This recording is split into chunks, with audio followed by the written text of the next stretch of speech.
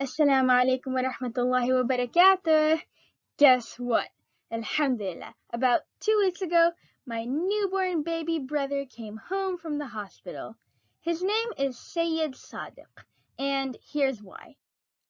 Okay, so in my house, it's really important to us that names be comprehensive. Basically, it includes everything. It's an all-in-one, you know? For example, we named my other little brother Sayyed Sabiq. Sayyid is added because of the relation to Rasulullah sallallahu alaihi wasallam, and Sabiq means, you could say, the one who comes in first place, who's the best at what they do. So in Surah Al-Waqi'ah, Allah subhanahu wa ta'ala talks about the Sabiqs of Jannah, the ones who get the first place in the Akhirah, and that's where we got the name. Notice how it's comprehensive. It doesn't mean you're only the best at salah, or only the best at manners, or only the best at following rules. It indicates you're the best at all those things, and that's why they're the first to enter Jannah. Maybe it could even imply the best in dunya as well, maybe the highest grades or the coolest looks, because the name doesn't mention what exactly he's first and foremost in, so it can cover everything. When we were naming this new baby, we wanted another comprehensive name, and we also wanted something that goes along well with his big brother, Sayyid Saadiq. So I was like, okay, how about Sayyid Saadiq? And everyone was like, it's a nice name and all, but it's not comprehensive. Sadiq just means truthful, so it only covers one good deed, telling the truth. But that's what most people think. So today, I want to clarify something that's often misunderstood, but very essential to our relationship with Allah subhanahu wa ta'ala, and that is, honesty is a lot more than just not lying. What does it really mean to be a Sadiq? And don't tell me you don't care just because it's not your name, because Allah subhanahu wa ta'ala commanded all of us in the Quran, not just the ones named Sadiq, that Ya ayyuhalladhina amanu. He's basically sending a message to all the believers. Ya ayyuhalladhina amanu taqullaha wa kunu ma'as sadiqin. He's telling the believers, have taqwa and be from the sadiqin. Be a sadiq. So it's your business too. Okay, now sadiq comes from the word sidq in Arabic, which means truth. So a sadiq is a person of truth. And just like how the name sabiq isn't just first place in one quality, the meaning of Sadiq doesn't just mean speaking the truth. So when you're a Sadiq, your life revolves around the truth. That's it's what you're all about. When you're a Sadiq, your mission in life is to profess the truth. And that means a few things. You have to learn the truth, and you have to follow the truth in your personal life, so it should, show in your actions. And then you spread the truth to others, right? And then sidq also means that you don't deceive people, you don't trick people. So that includes not lying or stealing or cheating. And it also means you don't pretend to be pure by putting on a fake public face. You actually do the work and really purify yourself, bi'idhnillah. Allah subhanahu wa ta'ala should consider you pure, and that's all that matters, okay? The best way to tell if you're deceiving people in public or not is to see if what people in public think matches up to what people in your private life think, aka your family. Basically, the people who see the real you. If out there, people are like, wow, she's such a great Muslimah, she wears hijab and knows this much Quran, and she's always so sweet to everyone, but at home, she's disrespectful to her parents, and she delays salah, and she backbites, and whatever, there's a sidq problem right there. If people assume you're a good person, you've got to live up to that impression, even when they're not there to judge you, because Allah subhanahu wa ta'ala is. Next, Sadiq also indicates that you have an honest heart. You're sincere in your actions. You're not just doing this to get your payment or credit or whatever and go. You actually care, and you do the job to the best of your ability. You do it the way you'd love someone else to do it if you asked them to. Like if after lunch, your mom told you, hey, can you pack up these leftovers?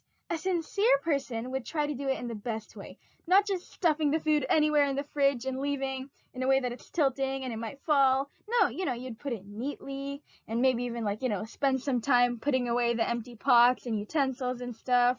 That shows that you care, right? So a Sadiq, someone who's honest with Allah subhanahu wa ta'ala in his creations, doesn't just do what they have to do or what's easy for them. They're going to do the most they can manage. They don't say, hey, why should I do it if I don't have to? Because Islam isn't just a trade deal, it's a relationship with the one who literally made us exist. It's only fair that we go the extra mile whenever we can and try to be not just an average Muslim, but the best Muslim.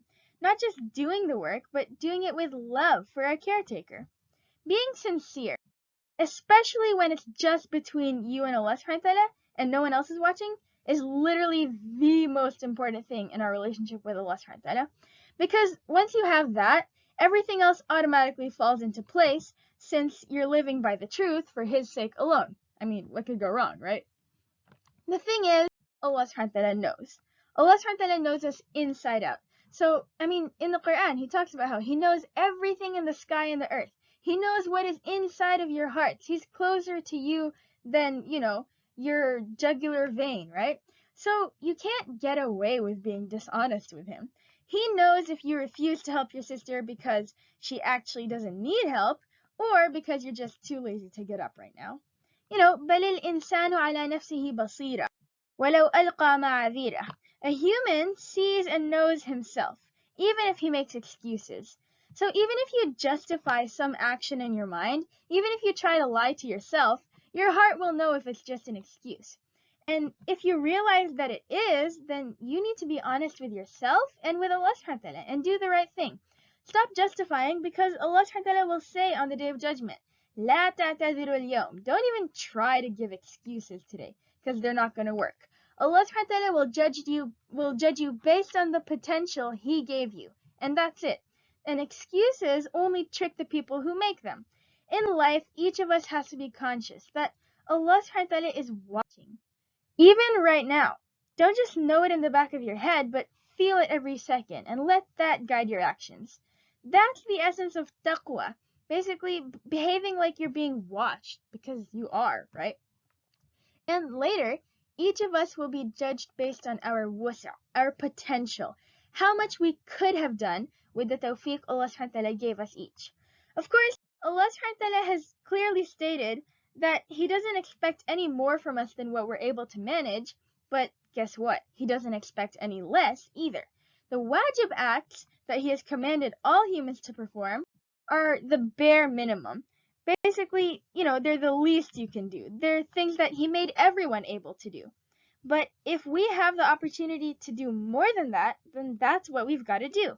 It's part of being an honest, sincere Muslim, a Sadiq, right? And we can't be lazy about it because ثُمَّ لَتُسْأَلُنَّ يَوْمَئِذٍ عَنِ النَّعِيمِ. One day in the future, you and I will be asked about how honestly we used every pleasure and blessing in life. My sister once shared with me this interesting analogy by her teacher. She said, imagine the principal had a piece of cake in the school lunchroom, and a student went and ate it. And then imagine the principal announces that he saw everything on the cameras, and he's going to announce who did it at the end of the day. If you were that student, how would you feel? Well, guess what? For every act of dishonesty, for every, thing where you could have been a Sadiq but you weren't, on the Day of Judgment, then we'll be like that student. لِيَسْأَلَ الصَّادِقِينَ عَنْ صِدْقِهِمْ. Everyone, even the truthful people, will be questioned about their honesty. And remember, honesty entails being how you think Allah subhanahu wa ta'ala wants you to be, not just whatever's easy for you with only a little sacrifice. Because Allah subhanahu wa ta'ala will tell us on the Day of Judgment, I didn't only give you enough time in your day for a quick salah, I gave you enough time and energy and life to have nice slow salahs, deep conversations with Allah subhanahu wa ta'ala, where you feel actual feelings for Him. Maybe you didn't have that much time for dhuhr one day because there was school and you had to squeeze it in between classes. So that's fine. You'll be judged based on how much time you did have. But if you were at home and you had a whole hour of free time to pray, you'll be judged a lot differently. You get the idea. Sidq is more than just, telling the truth. Real sidq is, not lying to yourself or others and being loyal and true to Allah subhanahu wa ta'ala and His religion. It's a big sacrifice sometimes, but one that we absolutely have to make, inshallah. Because by the time we see the rewards and punishments, it'll be too late to change. Okay, so I'll conclude inshallah with a few ayat where Allah subhanahu wa ta'ala gives us helpful hints about how to be people of truth, Sadiqeen. The first one is أعوذ بالله من الشيطان الرجيم بسم الله الرحمن الرحيم كبر مقتا عند الله أن تقولوا ما لا تفعلون. So that means that Allah subhanahu wa ta'ala really is disgusted when you say things that you don't do. So basically, an honest Muslim shouldn't go around saying things that they don't even follow themselves. It's great to tell people to pray on time, but you don't start giving a speech about it at salat time, right?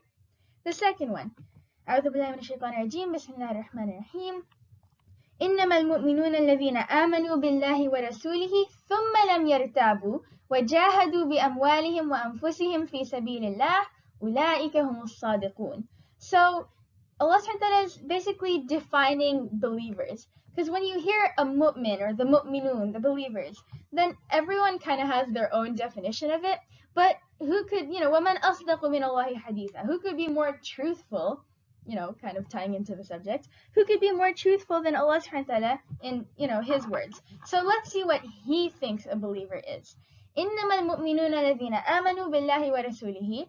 The believers are, the ones who believe in Allah subhanahu wa ta'ala and his messenger. ثُمَّ لَمْ يَرْتَابُوا. Then they don't have doubts about it. They're not like, I'm not sure. No, they fully trust Allah subhanahu wa ta'ala when he says something.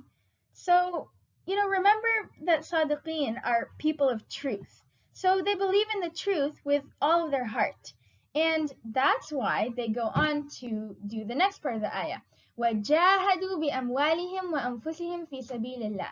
They go on to work hard, really put in major effort for Allah subhanahu wa ta'ala's sake, using their money and their lives to serve Allah subhanahu wa ta'ala and his deen. And you can't do that if you don't 100% believe in the truth, in Allah subhanahu wa ta'ala. Because no one would give away their most favorite things ever, like, money and their lives and stuff. No one would sacrifice that for something they're not even sure is right.